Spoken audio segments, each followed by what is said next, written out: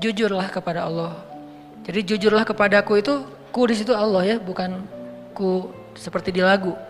Jadi jujurlah kepada Allah. Cara jujur kepada Allah, kita harus tanya, yang kita lakuin ini ada hubungannya nggak dengan Allah?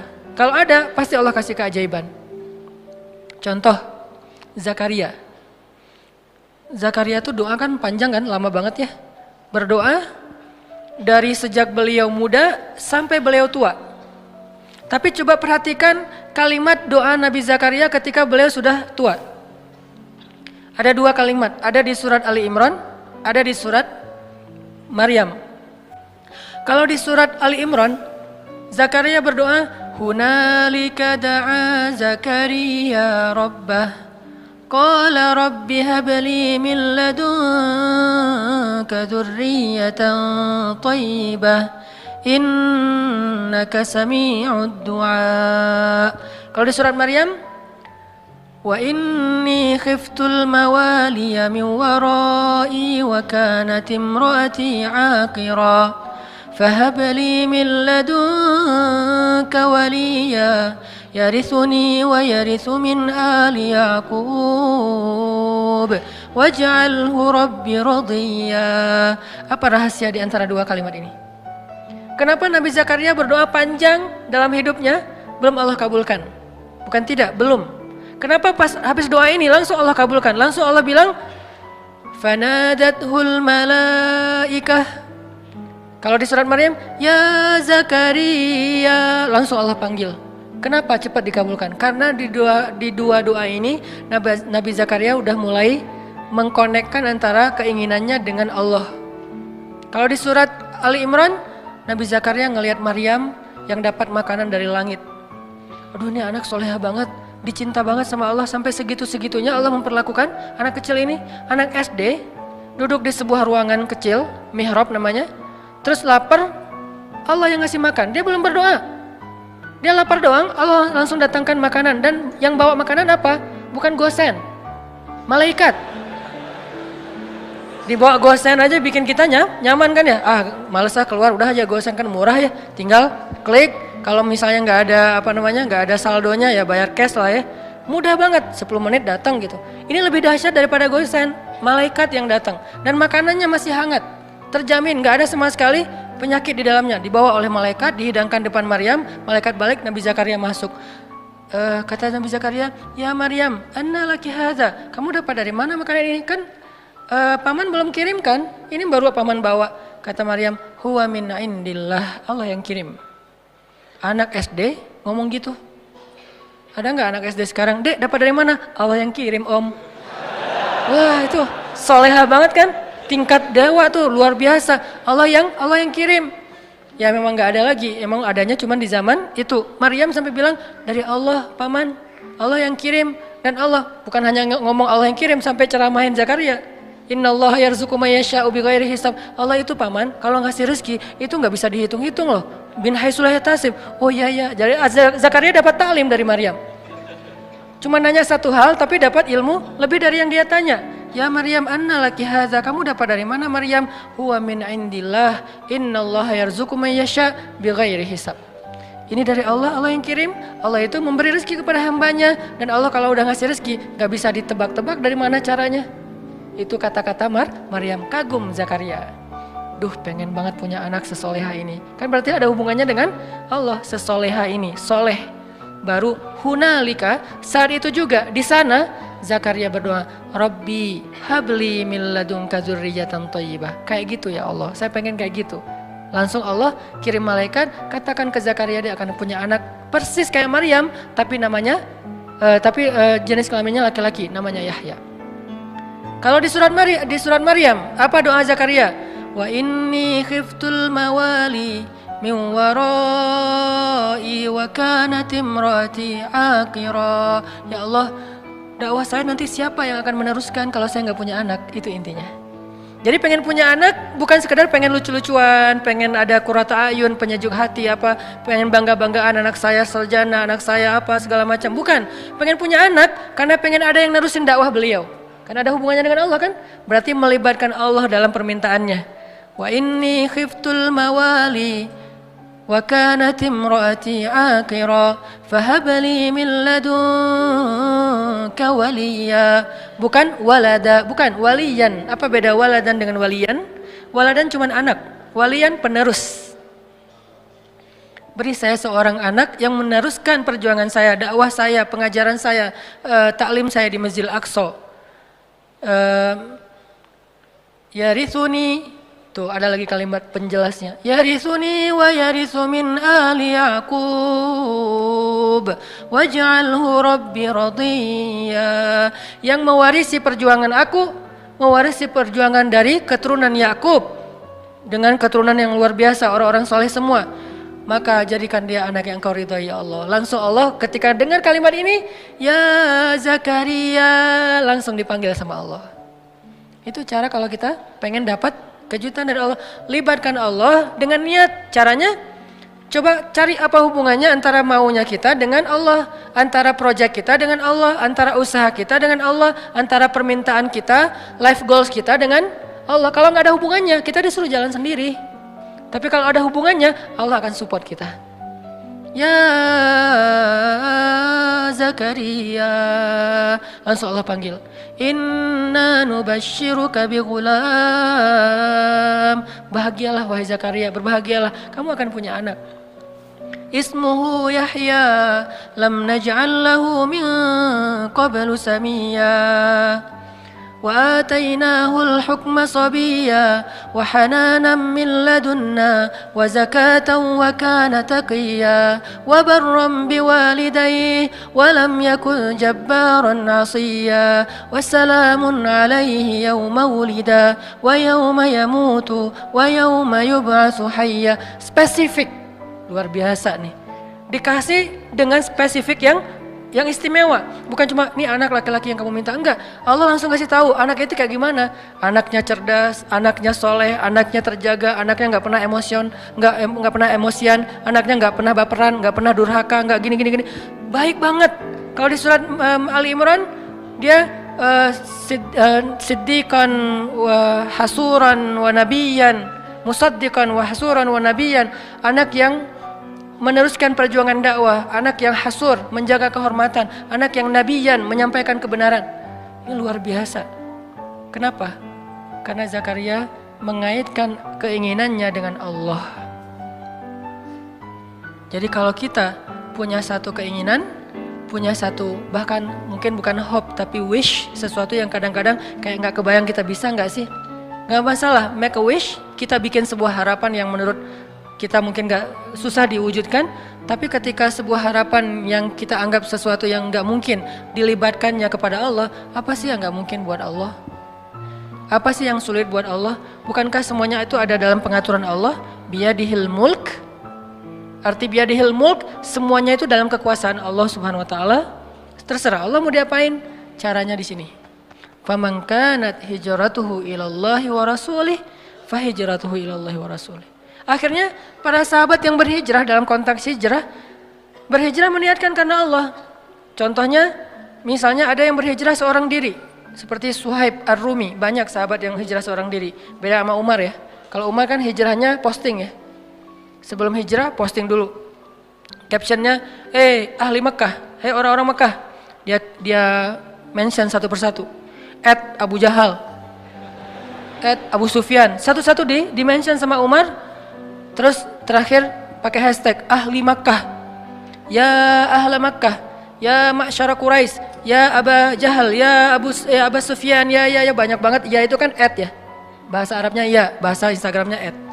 Setelah di-mention satu-satu dia bilang apa? Fa'lamu anni muhajir, ketahuilah kalian gua pengen hijrah. Hijrahnya tuh dikapitalin lagi tuh, gede tulisannya biar orang tahu kalau dia mau hijrah. Terus di bold, saya mau hijrah. Siapa yang pengen istrinya jadi janda, anaknya jadi yatim, tunggu saya di balik bukit itu. Ditunjukin Sherlock bukit mana yang disuruh tungguin. Saking spesifiknya Umar bin Khattab, nggak ada yang berani nungguin Umar. Tapi pertanyaan saya, ini mungkin pertanyaan penasaran, kenapa Nabi nggak hijrah bareng Umar aja kalau kayak gitu? Kan hijrah bareng Umar aman banget kan ya? Kata Umar, orang Mekah, gua mau hijrah bareng Rasulullah, ada yang berani nungguin nggak? Siapa yang mau istrinya jadi janda, anaknya jadi yatim, tunggu kami, saya dan Rasulullah di belakang bukit. Kan aman tuh hijrahnya. Kenapa Nabi nggak hijrah bareng Umar aja sih, biar gampang, nggak ada adegan Surakoh, nggak ada adegan sembunyi dalam gua Thur, nggak ada adegan diikat talinya oleh anaknya Abu Bakar, Asma binti Abu Bakar. Kan nggak ada adegan-adegan yang sulit. Nggak ada adegan Ali harus tidur di tempat tidurnya Nabi. Kenapa? Hijrahnya dikawal sama Umar bareng dengan Hamzah, dua petarung Mekah yang disegani, nggak ada yang berani sama dua orang ini nih. Di depan Umar, di belakang Hamzah. Siapa yang berani mencegat sebuah karavan manusia yang di depannya Umar, belakangnya Hamzah? Nggak ada yang berani. Buktinya pas di Mekah mereka lagi demo, kan mereka pernah demo di Mekah. Awal-awal Umar masuk Islam dengan Hamzah kan demo kan. Langsung demonya apa? Demonya dengan keluar dan mengatakan La ilaha illallah Muhammadar Rasulullah, La ilaha illallah Muhammadar Rasulullah, keliling Mekah, keliling Ka'bah. Demo rame-rame. Di depannya Umar, di belakangnya Hamzah. Kata Abu Jahal, kalau orang yang seperti ini, kalau demo seperti ini, nggak ada yang berani mendekat. Di depannya Umar, di belakangnya Hamzah. Kalau nggak, bakalan habis tuh. Kenapa Nabi nggak hijrah dengan cara kayak gitu aja? Kenapa hijrahnya pakai orang yang paling lemah fisiknya, paling lemah kaumnya, paling miskin hartanya? Abu Bakar itu orang kaya tapi udah jatuh miskin waktu itu. Ini artinya Allah pengen ngajarin kita tentang hijrah biar Allah aja yang terlibat, bukan Umar, bukan Utsman yang kaya, bukan Hamzah, bukan siapapun. Makanya yang ngebantu Nabi dalam hijrah itu Allah langsung. La tahzan innallaha ma'ana, bukan inna Umar ma'ana, inna Hamzah ma'ana, inna Utsman ma'ana, inna qaumana ma'ana, bukan. Di situ Allah ngajarin kepada kita lewat adegan Rasul hijrah. Kalau kita melibatkan Allah, hijrah kita lebih aman daripada melibatkan manusia. Seandainya mau dengan logika kita, pasti Nabi akan hijrahnya bareng Umar. Umar tunggu dong, hijrahnya bareng. Kalau Nabi mengajarkan itu, berarti kita tidak dapat pelajaran hikmah, tauhid, akidah, iman, hadis ini dari hijrah Rasul. Nabi malah bilang, kalian hijrah duluan masing-masing. Umar hijrah, yang lain pada hijrah. Utsman malah udah duluan, walaupun kemudian balik lagi, duluan ke Habasyah. Akhirnya Nabi memilih Abu Bakar As-Siddiq. Ya Abu Bakar, nanti tengah malam masih pakai ikhtiar tengah malam. Kenapa nggak siang bolong? Kalau siang bolong konyol namanya. Tapi kan Nabi nggak akan dibunuh. Kalau Nabi nggak akan dibunuh, tapi kalau kita niru Nabi, kita akan dibunuh. Jadi Nabi tidak mencontohkan sesuatu yang nggak bisa ditiru. Nabi mencontohkan sesuatu yang bisa ditiru oleh umatnya. Kalau beliau gampang, beliau punya mukjizat. Kalau Nabi mau, Nabi Musa itu membelah laut. Nabi Muhammad lebih dahsyat, membelah bulan. Lebih dahsyat daripada Musa. Musa belah laut, Muhammad membelah bulan. Sulaiman menguasai jin, Muhammad mengislamkan jin. Sulaiman jin dikuasai tapi tidak masuk agama Hanif. Ketika Sulaiman wafat, jin kufur lagi itu kan. Tapi Muhammad mengislamkan jin. Lebih dahsyat, semua mukjizat para nabi terkumpul kepada Rasulullah SAW. Jadi kalau Nabi mau, nggak usah pikir strategi lah apa segala macam. Kenapa pengen hijrahnya ke Madinah tapi malah jalannya menjauh dari Madinah ke Gua Thur? Malah sembunyi di sebuah lubang kecil. Kenapa nggak terang-terangan aja kayak Umar? Karena kalau Nabi melakukan itu, lalu kita meniru, kita akan mati konyol. Karena kita nggak punya mukjizat. Sehingga Nabi mencontohkan sesuatu yang bisa kita tiru sebagai manusia biasa. Beliau nggak egois, gue kan punya mujizat, ngapain sih gentar-gentar takut-takut amat, udah biasa aja kali, ntar Allah juga pasti nolong. Gak mungkin Allah membiarkan nabinya dicelakai oleh musuh-musuhnya. Ya, tapi umatnya. Sehingga Nabi contohkan, kalau saya contohkan ke gini, kasihan umat saya, nanti gak bisa niru. Kalau mereka tiru yang ini, habis mereka. Sehingga saya contohkan sesuatu yang kalau mereka tiru, mereka aman. Caranya berstrategi lah, caranya pakai taktik, caranya bersiasat, dan seterusnya dan seterusnya. Dipilih Abu Bakar. Tapi kalau pakai Umar, nggak ada pelajaran akidah. Makanya Nabi memberi banyak pelajaran dalam hijrah. Hijrah dengan Abu Bakar. Ketika ada masalah, Abu Bakar bilang, ya Rasulullah, kalau mereka ngelihat ke arah kaki mereka, itu kan bukan gua lebih tepatnya, kayak lubang gitu. Nabi dengan Abu Bakar sembunyi di dalamnya. Orang-orang pembunuh bayaran, para hunters, dan di antara mereka itu ada legend, yaitu Surakoh. Paling legend lah dalam membaca jejak. Dia tuh udah terkenal banget. Nggak mungkin lolos dari Surakoh itu susah banget.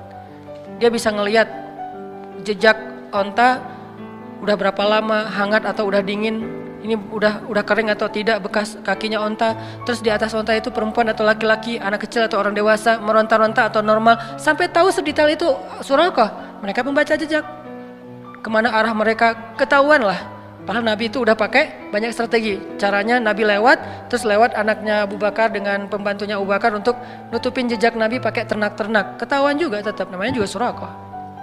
Udah berdiri depan gua Suraqah and the gang, Nabi di dalam sembunyi. Apakah Nabi takut? Sama sekali tidak. Nabi waktu itu sama sekali tidak bersembunyi karena takut. Lagi ngajarin kita cara sembunyi. Kalau Nabi mau, Nabi tinggal keluar. Ada apaan sih? Bisa, gampang buat Nabi. Lo mau gua doain? Kan gak berani mereka. Nabi belum angkat tangan udah pada stroke semuanya tuh. Kalau Nabi mau kan, tapi Nabi lagi ngajarin kita teman-teman. Jadi adegan sirah adalah pelajaran buat kita, bukan apa yang Nabi rasakan. Nabi gak takut sama sekali. Sekelas Nabi gak mungkin takut lah, sang pemberani banget. Tapi Nabi pengen ngajarin kita, sembunyi di dalam. Abu Bakar resah, bingung nih mana nih kalau mereka ngeliat ke atas, ke bawah. Mereka udah ngeliat ke atas bukit gak ada, ngeliat ke kanan gak ada, ngeliat ke kiri gak ada, ngeliat ke belakang gak ada. Cuman satu lagi yang gak dilihat, ke bawah. Allah tahan pandangan mereka untuk ngeliat ke bawah. Ini cara Allah nolong mereka. Walaupun sebagian ulama bilang ada sarang laba-laba dan merpati, tapi sebagian besar ulama mengatakan tidak. Ini masih perdebatan lah ya, Allahu alam. Yang jelas, yang pasti di antara mereka sepakat, Allah memalingkan mata mereka dari melihat ke bawah. Sehingga Abu Bakar bilang, ya Rasulullah, kalau mereka ngelihat kita ke bawah pasti ketahuan. Terus ntar kita gimana ngelawan mereka? Kita nggak bawa senjata, berdua pula. Mereka ada lebih dari 20 orang dan semuanya itu petarung. Nabi mengatakan, ya Abu Bakar, ma zannuka bisnain? Ya Abu Bakar, kenapa kamu pikir kita cuma berdua? Ini melibatkan Allah. Ini di sini nih. Kenapa kamu pikir kita cuma berdua, Abu Bakar? In Allahu salisuhuma. Allah yang ketiga. Jadi kalau kita berdua, mungkin kita perlu khawatir. Tapi kalau kita bertiga, la tahzan, innallaha ma'ana. Enggak usah khawatir Abu Bakar, Allah bersama kita. Abu Bakar orang soleh, digituin, ya langsung tenang. Kalau Abu Bakar bilang tapi, pasti ketahuan tuh. Karena kalau kita berburuk sangka kepada Allah, maka Allah tergantung prasangka hambanya. Berhubung Abu Bakar ini as-siddiq, orang yang selalu membenarkan, gak pernah protes, gak pernah membantah, maka ketika Nabi bilang la tahzan innallaha ma'ana, Abu Bakar langsung tenang. Langsung, oh ya innallaha ma'ana, innallaha ma'ana. Ya udah tenang aja. Mau tidur dulu Rasul? Santai.